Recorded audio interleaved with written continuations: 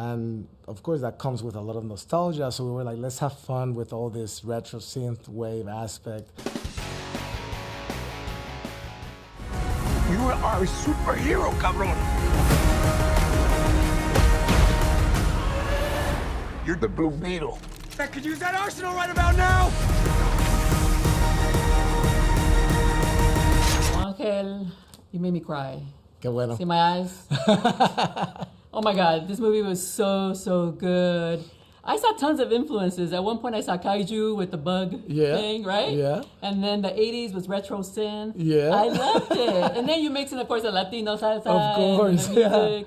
So, what else influenced the look of the Blue Beetle, adapting it? Well, yeah, we right off the bat, we wanted to create a story that had a lot of nostalgia. Not just for the movies that made us, but also for the people that made us, for that past. And when we think about our parents and their legacy and all the sacrifices that our ancestors have done, we wanted to honor that. And of course, that comes with a lot of nostalgia. So we were like, let's have fun with all this retro synth wave aspect. Not just the writer, he did a great job bringing it to the page, but also working with the DP hand in hand into bringing this unique look that feels fresh, but at the same time, you're like, okay, I think I know, it's speaking to me. Mm-hmm. So doing that with sounds and music and the look and feel of it all, I think it creates a very nostalgic experience.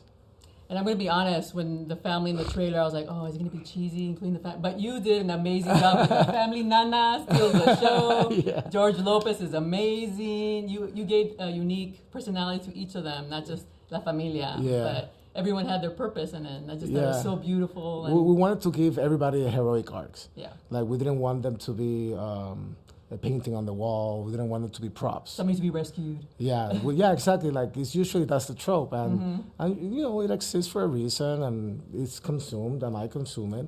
But in this one, I was like, man, the thing is, like, I wouldn't be where I am if it wasn't for my family. Like, I know that my family is the first example that I have of somebody who's willing to risk their lives for you, which I think that is the ultimate heroic act. And I think in terms of being able to present the family authentically, it helped not only having a Mexican writer or a Puerto Rican director, but also having the actors be authentically Mexican.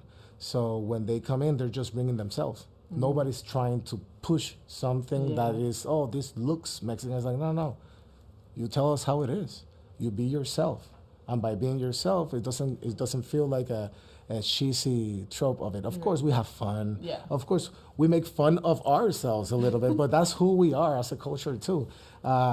We take our fun very seriously, right? So I think we wanted to communicate that, to bring it through so that people can see their nana, people can see like their little sister and their parents, And even if you didn't have that family, maybe that's the family that you could have, you can give to others, And being welcomed into this house of the Reyes, the warmth, that's something that I've so used to.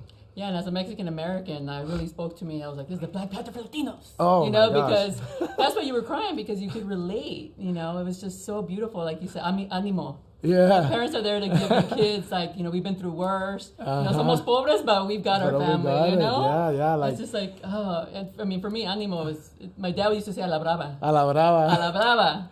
My dad is pa'lante. Oh. Yeah, he would say pa'lante. Pa'lante, vete eso. And then the suit. And we see a bit of nostalgia, the suit, the transition. Yeah. So what was it like trying to come up, when the photos were first released online? People were like, hey, it's an actually cool suit. Well, I mean, I have to give credit to, first, our concept artist from 9B Collective.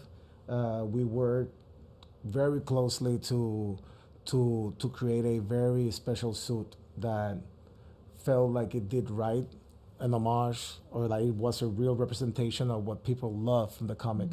And one of our first department hires was Mayes Rubio. So we also have a Mexican from Guadalajara, putting her art and her passion and her expertise into creating a suit that blew us away when we saw it.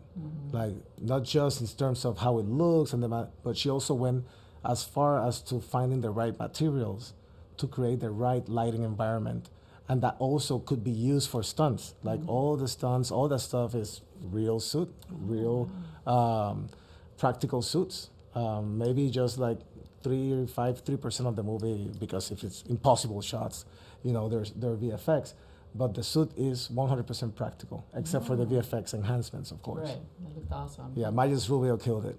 Oh yeah, I've talked to her before. She's amazing. She worked on all the major blockbusters. So that's the thing. People I didn't know that right off the bat, and I was like, oh my gosh, and she's the sweetheart. She's the sweetest person I've ever met. Talking about her, I miss her a lot, actually. Yeah, she's great, and I love your shirt. Where can we get that? Oh yeah, I mean, the loteria with all the characters. We use the loteria, all the characters, and our actors cannot be here with us. They're actually fighting the good fight, and what they're setting up for the future is important and necessary. So my support for the writers and the actors out there, and I know that they want to be here as much as they could. That's why I brought them with me. I love it. With the loteria shirts, yeah.